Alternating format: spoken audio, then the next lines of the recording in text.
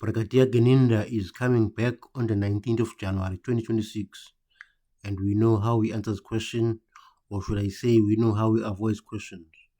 He diverts the attention by giving long and irrelevant answers. Sometimes he tries to fight with advocate needs so that the judge can defend him. But listen to this, and then we'll see more clips. If I may say, my lord, Yes, and I'm saying this with greatest respect to Advocate Nisi, I'm really taking exception for his, because I'm struggling even to find the right word, because I really I regard his utterances, the last one that he made towards me, in terms of ethics, as disrespectful, and is not maintaining the decorum of this court, my lord, because I was asked to comment by the court. It's not me who just came in while he was talking, and I don't understand how could it be unethical of me to respond to the court, because the court invited me to say something and I've said it. So his really acerbic statements, as Advocate Baloyi have said, are really not sitting well with me, my lord, and I really want to plead with him that please, I don't take kind to what he's saying. I think it's uncalled for. I really think it's unnecessary. Can he really try to contain himself? And may I respond, my lord? May I respond? This is the thing, my lord. I'm not even done. You see, yes, because he'll never be finished, Geninda. May I respond, my lord? He says it's not yet finished. He says so, not me. Yeah, you're saying? This is the point, my lord. These are the things that I'm saying, that I understand that we are here simply to assist the court to come to a finding. There is nothing personal from me towards Advocate Mnisi. I simply request the same treatment from him. And I do not think it's respectful and also maintaining the decorum of this court that when the court is talking to me, he then jumps in and wants to criticize me for answering what the court is asking me, my lord, or asking me to comment. That's all I need to say, my lord. Yeah, fine. Let's hear you. My lord, the court is busy talking about arrangements for the inspection in loco. Then the court, amongst others, says, have you ever heard about a train that has fallen onto a freeway, or a plane that has fallen into on a freeway? That is outside the context of the testimony that we've been busy with. Then there comes Geninda. He says, just like what could have happened to Mohale when he took accused from Filaria to Phosphorus. What was the relevance of that, my lord? What was really the relevance of it? Because the court was not there. The court is just making a very wide example, which is why I said to Brigadier Geninda, can you please be ethical? We don't talk about, this is not the stage at which we're talking about the merits of the, why do we have to factor in that point?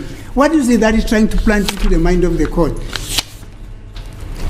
And I said to him, next thing he'll be crying about him not being respected when he himself does not. Hey, Tada, we are back with another video. We greet you from Kwampetuachig. What we've just heard, there's another audio of another interesting day in court. But before we speak about that, there's an issue about Usbiya, Shadrach Sbiya. Yeah, this guy, he thinks he's very smart. Remember that he was supposed to appear before the Madlanga Commission of Inquiry on the 4th of December, of which was a Thursday. The devil sent a signal saying that he's not well, knowing very well that there are few days in December. So he knew that he'd only appear around in January or February. So now he had more time to create more lies about this whole thing about the dockets and then the issue of the Senzomeyiwa. Remember that Advocate therefore accused him and said the only reason that Shadrach Sbiya was at the Kumalo household was to take away the gun that had shot Senzomeyiwa. So Shadrach Sbiya knows very well that before he appears at Madlanga Commission Inquiry, he needs to be really prepared. He needs to make sure that his lies are on point.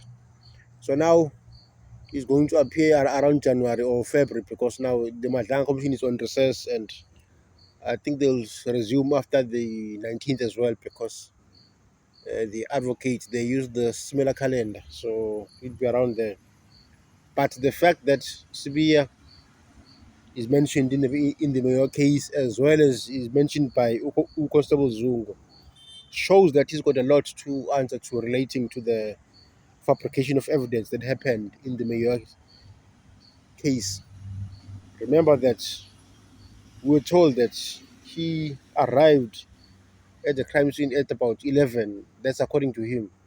However, other witnesses says that he was there earlier on the day. So you can see that Shadrack B has already lied about this situation of fabrication in the Mayor case. He said when he arrived there, the crime scene was cleaned. It was processed. However, we hear that he held a meeting in their household before the arrival of Ubani, Umosiya, and the likes of Chris Mangena. So he is lying when he says it was already processed. So now we know for a fact that now Madlanga Commission of Inquiry, they don't play around. They are not like the other committee where they don't bring files. Lapha Madlanga, they bring video recording of things that you've said in the past. So remember, Utspia, he spoke to the Sunday Independent. He spoke to the gentleman by the name of Stephen Motale, who is now the PA, who is now the spokesperson for the Patriotic Alliance. In that interview, he told Stephen Motale that at the crime scene of Senzomenyiwa, nothing was done, which contradicts the evidence that he gave in Parliament. So Sibiya somehow has lied. You can't say two different things about the same case. So the reason why he asked for the postponement, or the reason why he felt sick, it was that he needed to cover his bases and create more lies so that he can protect himself. However, I think things are going to be difficult to be there at the Madlanga because those commissions don't play around. You remember Julius Mkwanas? He was sweating like a fat pig, if you know what I mean.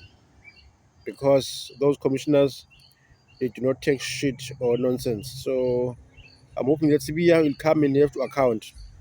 And then he'll have to tell us why did he meet Uchiko Chwala under oath. Because when he was asked by Umotale, he said he met him because i-meeting yayicele uChiko ukuthi bahlangane ukuthi bakhuluma ngani, ukuthi uChiko wethe kuyena ufuna ukukhuluma ngokuthi ithini i-progress ecaleni likanzori or uSenzomenyiwa. But in the ad hoc committee, he did not mention that. So you can see that Ulosbi, he's a man that cannot be trusted. So he's got a lot to answer relating to this case. But the fact that he held a meeting at the Kumalo household before the crime scene was processed by Mangena shows that he was busy fabricating there. That is the only conclusion that we can talk about. In that meeting that was held at the Kumalo household, we were told that there was the MEC of the Safety and Security in Gauteng at the time, as well as other senior police officers. And then in that meeting, Konobani, Otumilo Madlala, and Inganza Kumalo. It is where it is alleged that the theory of the intruder was approved. So meaning that they gathered there to discuss how do they cover up for Longo Chwala. Remember that Longo Chwala is the alleged shooter based statement Hlope. Hlope said after Senzo was shot, he received a phone call from Utumela Madlala. And Madlala told him that Senzomenyiwa was shot by Ulongwe Ngephutha. So in that meeting that was held by Sibiya, it is clear that they were told that they should not tell the truth because we know Longo Chwala comes from a powerful family, which then goes back to the meeting that he held with Chiko Chwala, Ubani, Shadrack Sibiya and Chiko Chwala. That meeting happened at the request of Uchiko Chwala. And then Uchiko Chwala was asked by Stephen Motale during that interview, okay, why did you meet Chiko Chwala?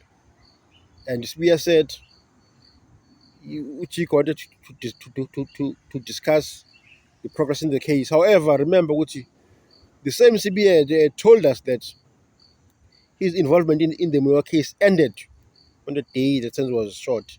So we are about to be a manga because if he had things to discuss with Uchi Komatwala, it means that he was still involved in the case. So we are about to Labana Spear already lied again in the ad hoc committee because he said his involvement ended on the 26th of October 2014. But there's another witness by the name of Bani, Constable Zungu.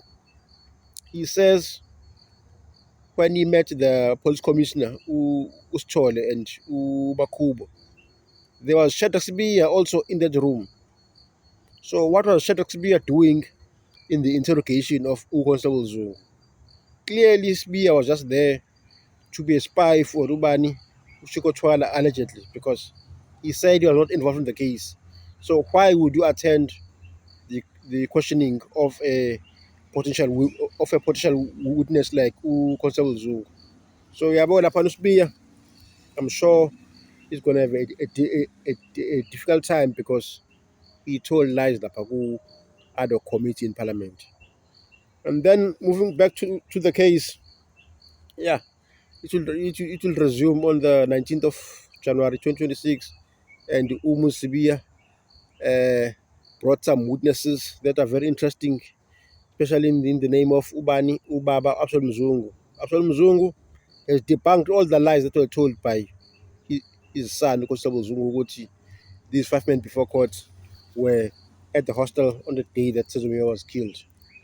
So then there was the first defense witness. Yeah, figure not the first, it was the second defense witness because the first one it was Muzi himself. So Absalom Mzungu was the second witness. So now with the evidence of Absalom Mzungu, the stage was caught off guard because they thought that Absalom Mzungu would not come to court for some reasons known to them. However, Absalom Mzungu came to court and told the court that his son confessed to him that he only testified in court because he was promised a promotion within the SAPS. That was the key point of Ubaba Zungu. Ukuthi ingane yakhe yankantolo yoqamba amanga. So lokho kubalekile ukuthi it was under oath and it is now an evidence before court. So Ubaloyi will have difficult time when he's doing his closing argument to say Ubaba Zungu namanga. So it's going to be hard for Ubaloyi to convince each judge, but the judge is biased anyway, but the case will be taken on appeal.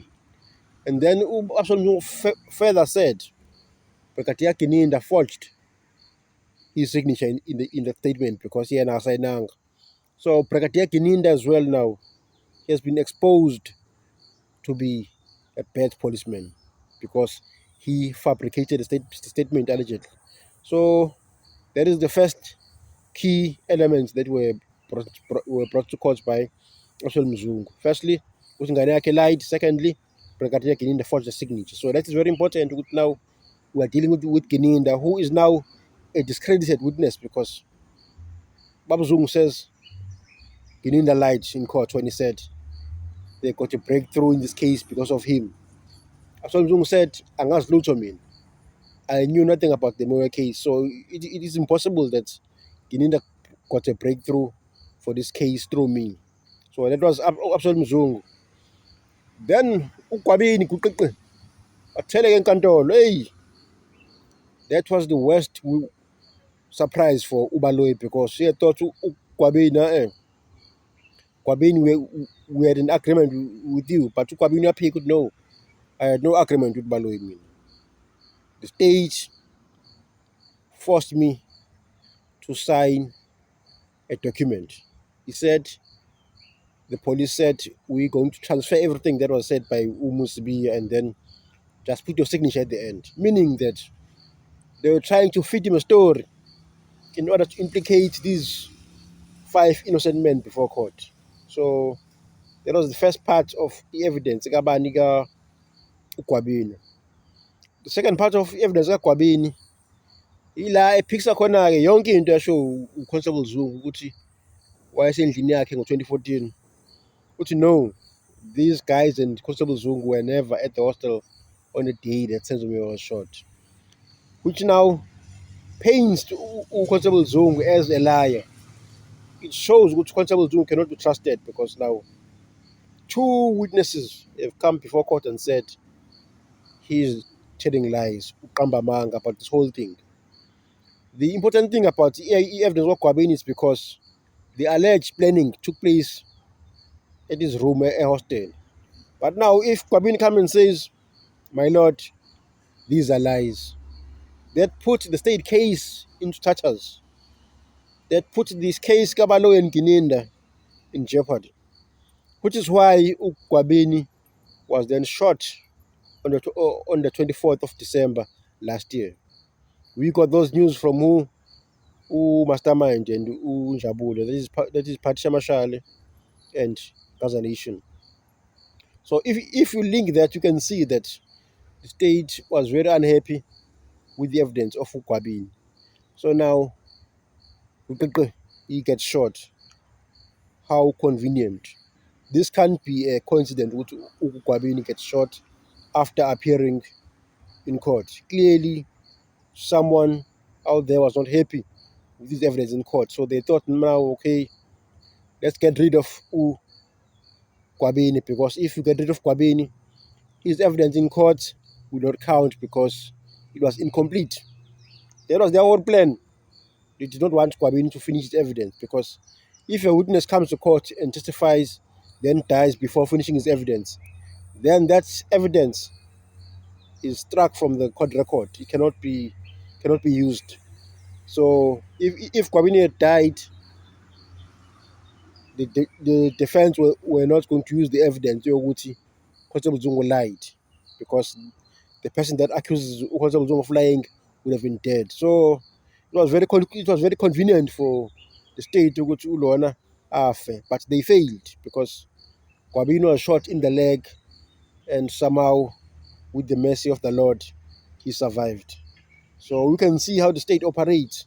If they see that you are a threat, they eliminate you. They get rid of you. Remember that Brigadier Ndlovu, who was one of the first police officers that arrived at the crime scene, Kulapaka Kelikumal, was poisoned a few months before the start of the Senzime trial. So some have alleged that Brigadier Ndlovu was going to contradict Sergeant Mosia regarding the crime scene.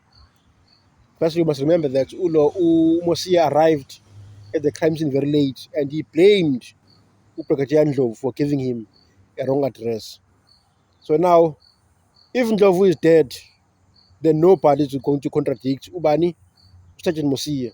So you can see that there's a correlation between the death of Brigadier Ndlovu and the evidence of Sergeant Mosia. So it is clear that Brigadier Ndlovu was going to put Sergeant Mosia under the bus because he was going to say, "My lord, Mosia is lying about certain aspects of this case." For instance, Mosia said the person in charge of the crime scene was Brigadier Ndlovu. But in the statement Brigadier Ndlovu, that is before court, said, "No, I was not in charge because angifiyanga ukuqala." So Brigadier Ndlovu, in actual fact, was going to destroy the state case because he was going to contradict some parts of the evidence Kakamosia and the other officers that arrived at the crime scene. So it was convenient that Brigadier Ndlovu be taken out. The same way they tried to analyze Ukwabini. So you can see that if the state feels that you are a threat to their case, they deal with you. They deal with you. And after Brigadier Ndlovu had died, a few months later, the wife of Brigadier Ndlovu is shot coming out of the mall. It can't be a coincidence. It can't be.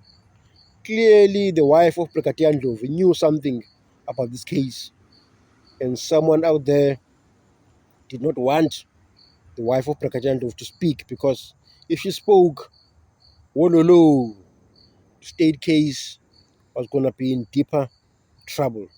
So it was convenient to unalive the wife as well. So you can see Utaibo, this death occurred in a short space of time, just before the start of the Mewa case. Clearly, someone wanted to eliminate the witnesses that might jeopardize the state case. So you can see that the state operates in a manner not in line with the legal framework.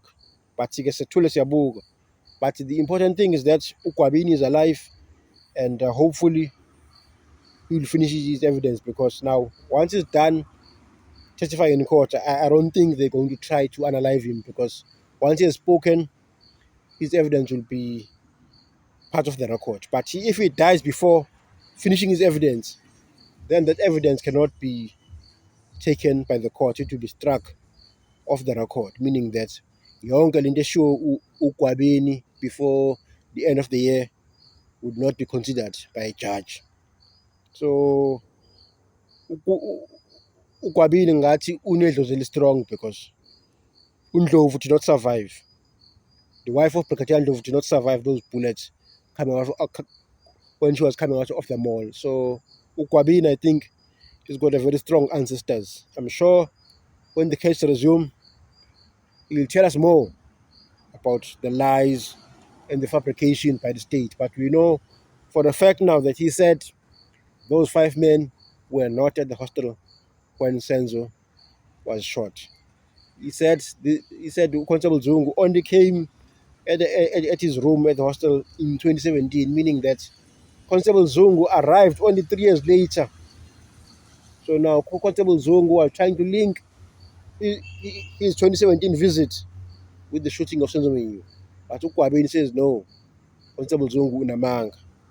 So that is very important evidence before court. So even if Rata finds these guys guilty, it's fine. The defense will then take the case to the Supreme Court of Appeal in Bloemfontein and then appeal this wrong decision by Judge Rata. So it is important that all the witnesses for the defense, they come to court and testify. Even if Rata believe it's irrelevant, because the evidence will become part of the record, and then it will be read by the lawyers, no, not lawyers, by the judges at the Supreme Court of Appeal. Remember, there are 5 judges, so you cannot bribe all of them. So it is difficult to get to them. So the like of Chico Twala and others will not have access to those judges, because abatholakala kalula. So the case resumes on the 19th of January 2026. So today, I think it's the 5th. Yes, the 5th of December. So roughly there are about 14 days left. So it's not far away. But the clip I played earlier, it was just another interaction in court where you could see the judge allows Brigadier Kininda to speak at will and say whatever he wants, because in his eyes, Brigadier Kininda is an angel that cannot lie. But we know for a fact now that Brigadier Kininda has been compromised by the evidence. Kabani constables, Kababu Absalom Mzungu and uGwabini, because they both says Kininda is lying. They did not sign that statement. So it's going to be interesting what part 2026 brings for us. But I hope that the case will be finalized so that we can move on to docket 375. Docket 375 is the docket where the Moyo family will find justice, because that is the docket that seeks to speak the truth. That is the docket that says the 5 or 6 people that were in the house are lying about what happened to Senzo Mwiu. So once this case is done, then we should move on to that. And uMakhubo, he had done a lot in this case in terms of investigation, because he did what we call crime scene reconstruction. So we know all about that. He'll tell the court. And then Makhubo will also tell the court how Kininda tried to implicate Lamadoda Mahlanu asenkantolo in order to protect uLongothwala. So the evidence kaMakhubo is going to be very interesting even in this case as well as the case ka Docket 75, because Umakubo says these 5 men before court are innocent of shooting Senzo Meyiwa. They were not there. He says that. And that is very important because it comes from a former policeman that was part of the investigation. So Makubo clearly knows other stuff that we as the public are not aware of. So Makubo, hoping that is going to bring that to court and expose Brigadier Kinindo. But my worry is the safe of Makubo. We know now that if you speak against the state, you get unalived. They tried it with Kwabin because he is now a defense witness. So I'm hoping that Makubo, wherever he is, he remains safe until he testifies. We know that the state is ruthless. We know that the state has no mercy towards the witnesses of the defense. But anyway, thank you for watching. The case resumes on the 19th of January this year.